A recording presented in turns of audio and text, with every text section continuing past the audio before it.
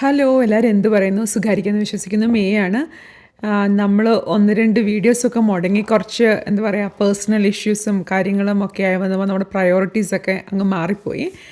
ഇത് ഞാൻ കഴിഞ്ഞ ഒരാഴ്ച 2 ആഴ്ചയ്ക്ക് മുമ്പ് എടുത്തു വെച്ച വീഡിയോ ആണ് കേട്ടോ. അത് ആ സമയത്ത് നമ്മൾ ബാക്ക് ടു ബാക്ക് വീഡിയോ ഇട്ട സമയത്ത് അപ്ലോഡ് ചെയ്യണമെന്നുള്ള മോഹത്തിലൊക്കെ ചെയ്തതാണ്. പക്ഷേ വോയിസ് ഓവറൊന്നും ചെയ്യാനായിട്ടുള്ള സാവകാശം ഉണ്ടായിരുന്നില്ല.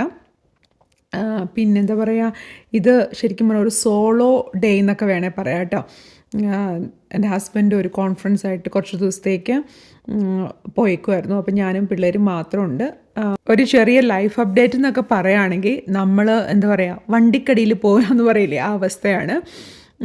ഓടിക്കൊണ്ടിരിക്കുമ്പം അതിൽ നിന്ന് വീണു പോയെന്ന് പറഞ്ഞ പോലെ വലിയ കുഴപ്പമൊന്നുമില്ലാണ്ട് നല്ല സിസ്റ്റമാറ്റിക് ആയിട്ടൊക്കെ പൊയ്ക്കൊണ്ടിരുന്ന സമയത്ത് ഞാൻ കുറേ കമ്മിറ്റ്മെൻറ്റ്സ് എടുത്ത് തലയിൽ വെച്ചു കേട്ടോ. അപ്പം എന്താ പറയുക, അപ്പോൾ ഈ പുത്തനച്ചി പുരപ്പുറം തോക്കുമെന്ന് പറഞ്ഞ അവസ്ഥയാണ്. പഠിക്കാനോ വായിക്കാനോ അല്ലെങ്കിൽ പേഴ്സണലായ കാര്യങ്ങൾക്കൊക്കെ സമയം ഇപ്പം ഇല്ല. വേറെ കുറേ കാര്യങ്ങളുടെ പുറകെ നടക്കണം. പിന്നെ മുന്നേ പറഞ്ഞ പോലെ ഹെൽത്ത് ഇഷ്യൂസ് അങ്ങനെ കുറച്ച് കാര്യങ്ങളൊക്കെ വന്നു. ഇപ്പോഴാണ് വോയിസും കാര്യങ്ങളൊക്കെ റെഡി ആയിട്ട് വന്നേക്കുന്നത് തന്നെ. നമ്മൾ ഈ പ്രൊഡക്ടിവിറ്റിയുടെ കാര്യമൊക്കെ എപ്പോഴും നമ്മൾ പറയാറുണ്ടല്ലോ. അപ്പോൾ ശരിക്കും നമ്മുടെ തന്നെ പ്രിൻസിപ്പിൾസ് നിന്ന് കൈവിട്ടു പോയി. ഞാൻ ശരിക്കും വാട്സപ്പ് എന്ന് പറയുന്ന ആപ്പ് എൻ്റെ കയ്യിലുണ്ടെന്നേ ഉള്ളൂ. ഞാനത് കംപ്ലീറ്റ് എൻ്റെ നോട്ടിഫിക്കേഷൻ ഓഫാണ്. ഞാൻ മുന്നേ പറഞ്ഞിട്ടുണ്ട്, നമുക്ക് ടൈം പോകുന്നത് സോഷ്യൽ മീഡിയ അല്ലെങ്കിൽ ഇങ്ങനെ ഗ്രൂപ്പുകൾ അങ്ങനത്തെ സ്ഥലങ്ങളിലൊക്കെ ഒത്തിരി സമയം ആവശ്യമില്ലാണ്ട് പോകും. പക്ഷേ എനിക്കൊരു ആവശ്യം വന്നതുകൊണ്ട് ഞാനതിൻ്റെ നോട്ടിഫിക്കേഷൻ സെറ്റിങ്ങൊക്കെ ഓണാക്കിയിട്ടു.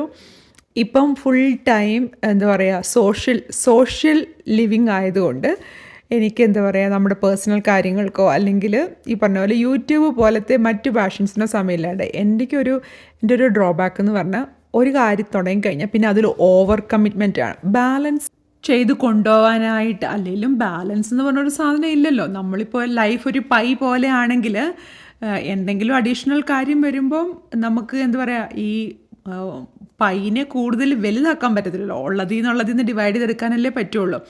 അങ്ങനെയൊക്കെ ശരിയാണേലും എനിക്ക് എന്നിട്ട് ഈ വോയിസ് ഓവർ ഒന്ന് ചെയ്യണമെന്നുണ്ട്. പക്ഷെ അതിനൊരു 15 മിനിറ്റ് ഇരിക്കാൻ പറ്റണില്ല. ഇങ്ങനെ സൂചിയുടെ മുനയിൽ നിൽക്കണ പോലെ ഭയങ്കര അറ്റൻഷൻ ഇല്ലായ്മയും കുറേ പ്രശ്നങ്ങളൊക്കെ ആയിരുന്നു. എന്തായാലും ഞാൻ പിന്നെ എന്നെ തന്നെ ഫോഴ്സ് ചെയ്തു. എനിക്ക് ശരിക്കും പറഞ്ഞാൽ ഒരു വലിയ ഫാമിലീനെ മിസ് ചെയ്യുന്ന പോലെയാണ് കേട്ടോ.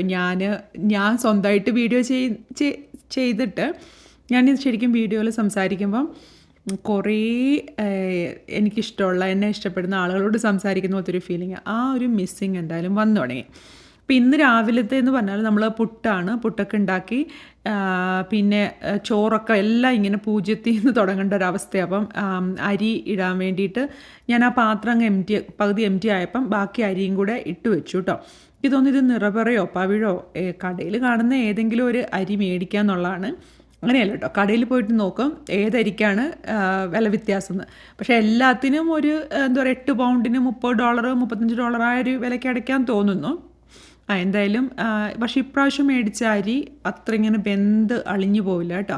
ഞാൻ ഇൻസ്റ്റപ്പോട്ടിലാണ് ചോറ് വെക്കാറുള്ളത്. നമ്മുടെ കുത്തിരി ആണെങ്കിലും വെക്കാൻ പറ്റും. നല്ലപോലെ ഒരു 2 ഗ്ലാസ് അല്ലെങ്കിൽ 1 ഗ്ലാസ് അരിക്ക് നല്ലൊരു 3/4 പാത്രത്തോളം വെള്ളം ഇടുക. ഞാൻ അതിൻ്റെ പ്രഷർ കുക്കർ ലോയിൽ വെച്ചിട്ട് 1 മിനിറ്റ് സെറ്റ് ചെയ്ത് വെക്കും. ആ 1 മിനിറ്റ് പ്രഷറൊക്കെ ബിൽഡ് ചെയ്യാൻ കുറച്ച് സമയം എടുക്കും. ഒരു 10-20 മിനിറ്റ് എടുത്ത് ബിൽഡ് ചെയ്ത് ആ 1 മിനിറ്റ് ഓപ്ഷൻ കഴിയുമ്പോൾ അതങ്ങ് തന്നെ ഓഫായി കിടന്നോളും. പിന്നെ നമ്മൾ അതിനകത്ത് അത് ഓഫാകാൻ നിൽക്കുക അങ്ങനത്തെ കാര്യങ്ങളൊന്നുമില്ല. പക്ഷേ അതിനകത്ത് ഒത്തിരി നേരം ഇങ്ങനെ കിടക്കാൻ സമ്മതിക്കാതെ അതിൻ്റെ പ്രഷർ പോകുന്ന ആ ഒരു സൗണ്ട് കേൾക്കുമ്പം തന്നെ ഞാനത് വാർത്തിടും. അപ്പോൾ ആണെങ്കിൽ ചോറിങ്ങനെ ഒന്നും മുട്ടാത്ത പോലെ നല്ല ഇതായിട്ട് വരും കേട്ടോ. അപ്പം ഞാൻ തേങ്ങയൊക്കെ ഓൾറെഡി ചിരവിയത് ഫ്രിഡ്ജിലുണ്ടായിരുന്നു. അതുകൊണ്ട് എനിക്ക് പിന്നെ അങ്ങനത്തെ കുറേ പണികളൊന്നുമില്ല. ഞാൻ തോമസിൻ്റെ ഒരു ടീഷർട്ടൊക്കെ ഉണ്ട്. എനിക്ക് അങ്ങനെ ഒരു ശീലമുണ്ട് കേട്ടോ. പണ്ട് കല്യാണം കഴിക്കണ ആ സമയത്ത് തന്നെ എനിക്ക് എൻ്റെ ഹസ്ബൻഡിനെ മിസ് ചെയ്യുമ്പോൾ അപ്പം തന്നെ പുള്ളിയുടെ ഒരു ടീഷർട്ട് എടുത്തിട്ട് നടക്കും. അപ്പോൾ പിള്ളേരെപ്പോഴും കളിയാക്കും കേട്ടോ. ഇപ്പോൾ പക്ഷേ എന്ന് വെച്ചാൽ തോമസിൻ്റെ ടീഷർട്ട് ഞാനും ഇടും, എൻ്റെ മോനും ഇടും.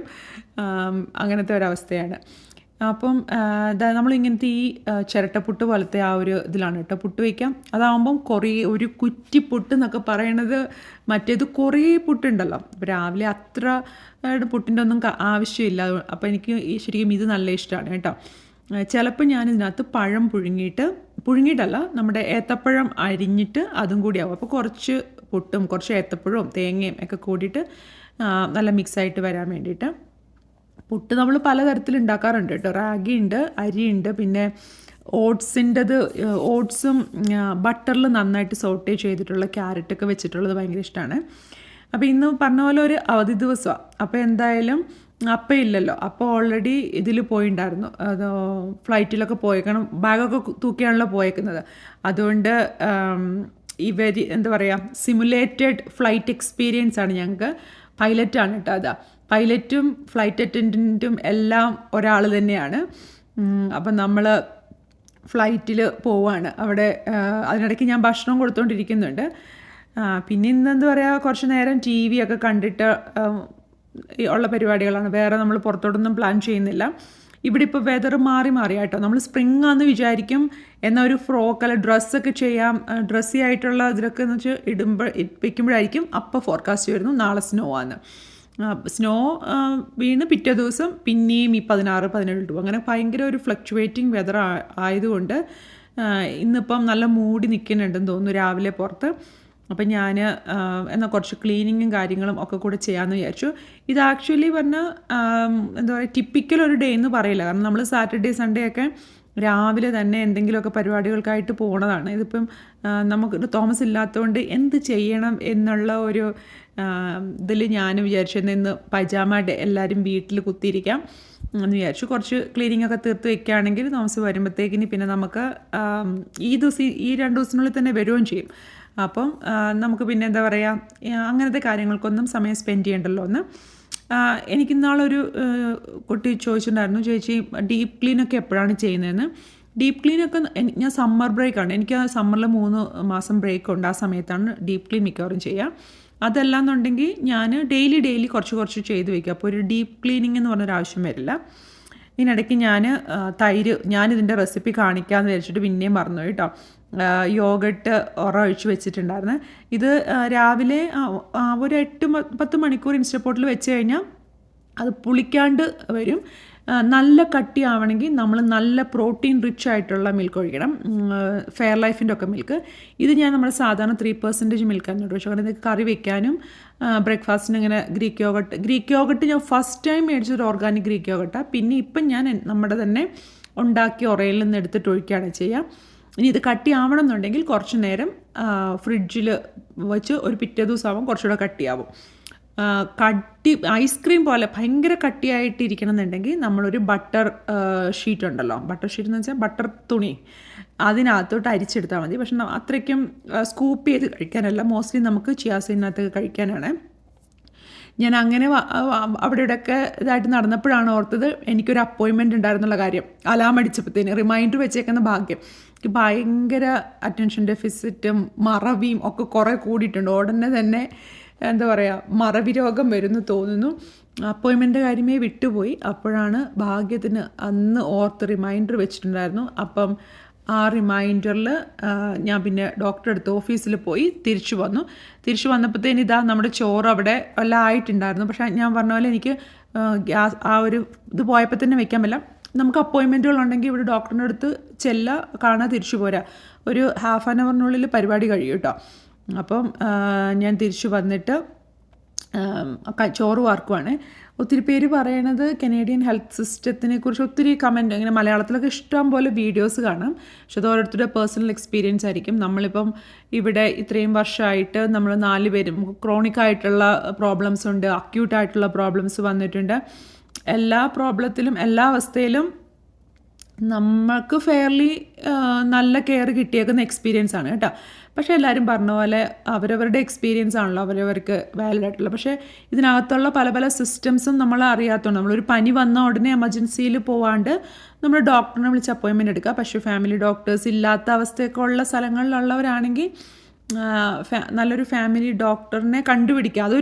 അത് ശരിക്കും പറഞ്ഞാൽ എന്താ പറയുക, സിസ്റ്റം മാത്രമല്ല, ഒരു ഭാഗ്യം എന്ന് പറയുന്നൊരു ഘടകം കൂടി ഉണ്ട് എന്ന് വിചാരിക്കും. നമ്മൾ പ്രാർത്ഥിക്കുന്നുണ്ടല്ലോ, തീർച്ചയായിട്ടും പ്രാർത്ഥിക്കുന്ന എന്ന് വെച്ചാൽ ഞങ്ങളുടെ ഫാമിലി ഡോക്ടറിന് നല്ല ആരോഗ്യവും നല്ല ആയുസ്സും ഒക്കെ കൊടുക്കണേന്ന് പ്രാർത്ഥിക്കുന്ന പോലെയാണ്.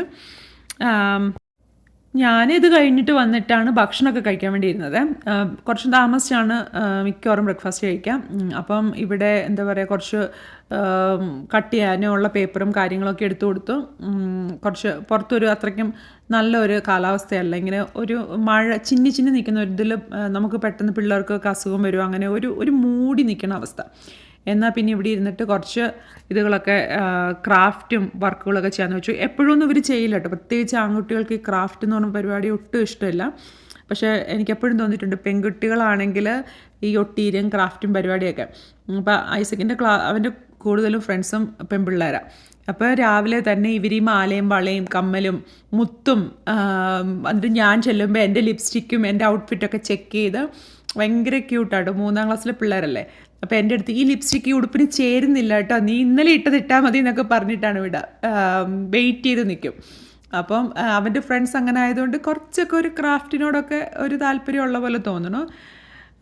അപ്പോൾ കുറച്ച് നേരം കഴിഞ്ഞപ്പോഴത്തേന് ഇവർക്ക് വിശപ്പ് എൻ്റെ വിളി വന്നു. അപ്പോൾ ഞാനൊരു പൈനാപ്പിൾ കഴിഞ്ഞ ദിവസം നമ്മുടെ സൂപ്പർ സ്റ്റോറിൽ നിന്ന് കടയിൽ നിന്ന് മേടിച്ചിട്ടുണ്ടായിരുന്നു. ചിലപ്പോൾ നല്ല മിക്കവാറും ഇവിടെ കിട്ടുന്ന ഫ്രൂട്ട് ഐറ്റംസൊക്കെ നല്ലതായിരിക്കും.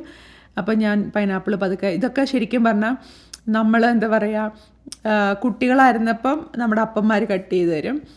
കല്യാണം കഴിച്ച് കഴിഞ്ഞപ്പോഴത്തേനും ഒന്നിലെ തോമസിൻ്റെ അപ്പച്ചനാണ് പൈനാപ്പിൾ കട്ടിയാലെ തോമസ്. എനിക്ക് ഈ പരിപാടി കയ്യിൽ ഇതും ഒരു കഴിക്കാൻ നല്ലതാണെങ്കിലും കട്ട് ചെയ്യാനായിട്ട് ഇഷ്ടമില്ലാത്ത ഒരു ഇതാണ് കേട്ടോ.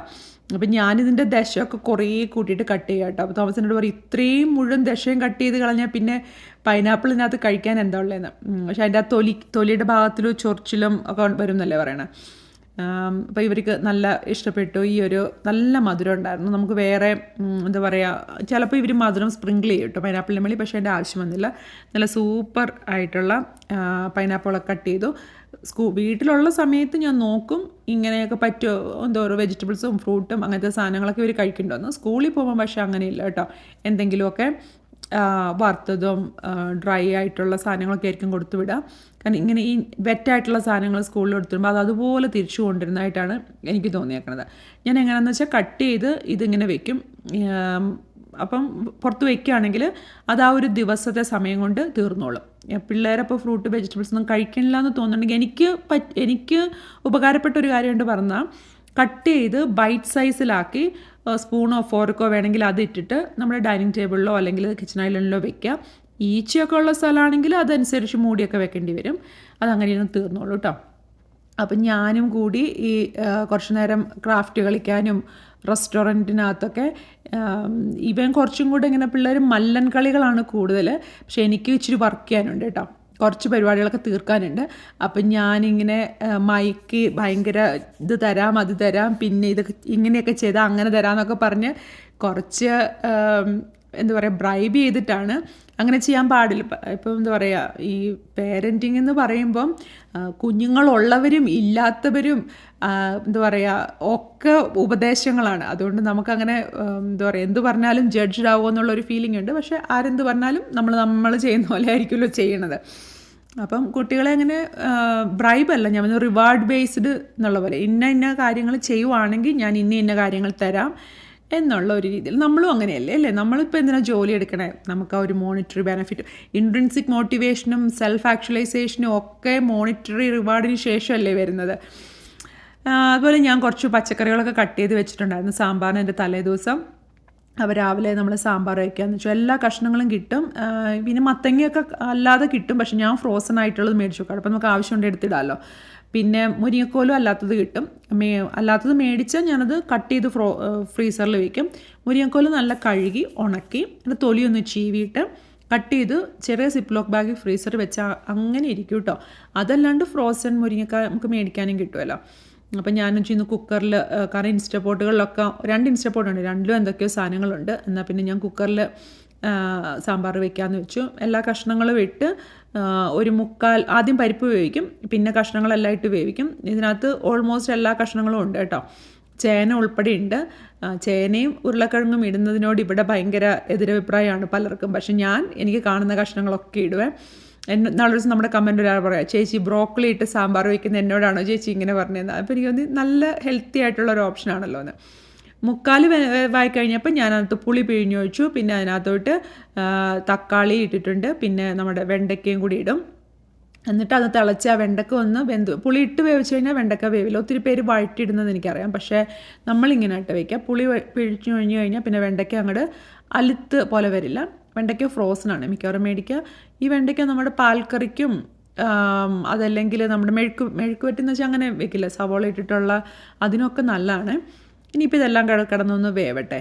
എല്ലാം വെന്ത് കഴിഞ്ഞപ്പോൾ ഞാനിനി വറുത്തി സാമ്പാറിനകത്തോട്ടാണ് വെളിച്ചെണ്ണയ്ക്കകത്തോട്ട് കുറച്ച് കടുകും ഉലുവയും കൂടെ പൊട്ടിക്കും. പിന്നെ നമ്മൾ കറിവേപ്പില ഇടും, വറ്റൽമുളക് ഇടും. ഇതെല്ലാം ഒന്ന് മൊരിഞ്ഞ് വന്ന് കഴിയുമ്പോഴത്തേക്കിന് ഞാൻ ബ്രാഹ്മിൻ്റെ സാമ്പാർ പൊടിയാണ് കുറേ കാലമായിട്ട് ഉപയോഗിക്കുന്നത്. സാമ്പാർ പൊടി ഉണ്ടാക്കണം എന്നൊക്കെ ആഗ്രഹമുണ്ട്. അമ്മച്ചിയുടെ നിന്ന് റെസിപ്പിയൊക്കെ മേടിച്ച് വെച്ചിട്ടുണ്ട്. ഞാൻ അവരുള്ളപ്പോൾ എപ്പോഴും സാമ്പാർ പൊടി ഉണ്ടാക്കിയിട്ടാണ് വയ്ക്കുക, സ്വന്തമായിട്ട് ഉണ്ടാക്കിയിട്ട്. അതിനൊരു പ്രത്യേക ടേസ്റ്റാണ് അല്ലേ. പക്ഷേ ഞാൻ പിന്നെ എല്ലാം ഭയങ്കര പ്ലാനിങ്ങിലൊക്കെ വരും. പിന്നെ ഓർക്കും എന്തിനാ ഇപ്പം ഇത്ര മെനക്കെടുന്നേ എന്ന് വിചാരിക്കും. പക്ഷേ എന്തായാലും പതുക്കെ ഇച്ചിരി സമ്മറൊക്കെ ആകുമ്പം കുറച്ച് ഉണ്ടാക്കിയിട്ട് നമുക്ക് ഫ്രിഡ്ജിൽ വെക്കാമല്ലോ, അങ്ങനെ വിചാരിക്കുന്നുണ്ട്. പിന്നെ നമ്മളെന്താ പറയുക, വല്ല മാസത്തിൽ 1-2 തവണ ഉണ്ടാക്കണമല്ലേ സാമ്പാർ. അതിനിപ്പം ആ ഒരു 2 പ്രാവശ്യം ഉണ്ടാക്കണതിനുള്ള എഫർട്ട് എത്ര വേണം എന്നൊക്കെ ആലോചിച്ചിട്ട് ഞാനിങ്ങനെ ഇതായിട്ട് നിൽക്കുകയാണ്. കഴിഞ്ഞ ദിവസം ഞാനൊരു പരിപാടിക്ക് പോയപ്പോഴത്തേനും ഒരു മലയാളി ചേച്ചി പറഞ്ഞു അവർ മഞ്ഞൾപ്പൊടി വീട്ടിലുണ്ടാക്കുകയാണെന്ന്.